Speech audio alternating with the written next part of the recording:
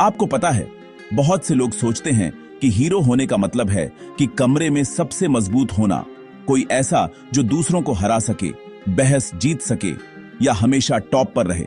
लेकिन आज मैं आपके साथ एक पावरफुल ट्रूथ शेयर करना चाहता हूं। एक असली हीरो वो नहीं होता जो दूसरों को नीचा दिखाए। असली हीरो वो है जो गुस्से की पीक पर खुद को कंट्रोल कर सके।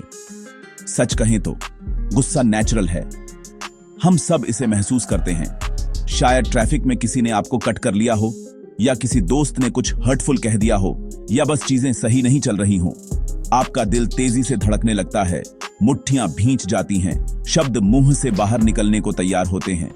उस पल में यह शक्ति जैसा लगता है, लेकिन क्या यह है? इसके बारे में सोचो। अपना आपा खोना, चिल्लाना, चीजें तोड़ना या किसी की भावनाओं को चोट पहुंचाना, ये कोई भी कर सकता है। इसमें कोई ताकत नहीं लगती, लेकिन खुद को रोकना, एक गहरी सांस लेना और रिएक्ट न करने का फैसला करना, इसमें असली हिम्मत लगती है। मैं आपको एक कहानी सुनाता हूं। एक बार एक बुद्धिमान व्यक्ति को भीड़ के सामने इंसल्ट किया गया। सब उसकी प्रतिक्रिया का इंतजार कर रहे थे, उम्मीद कर रहे थे कि वह भड़केगा, लेकिन वह मुस्कुराया, शांत रहा और चला गया।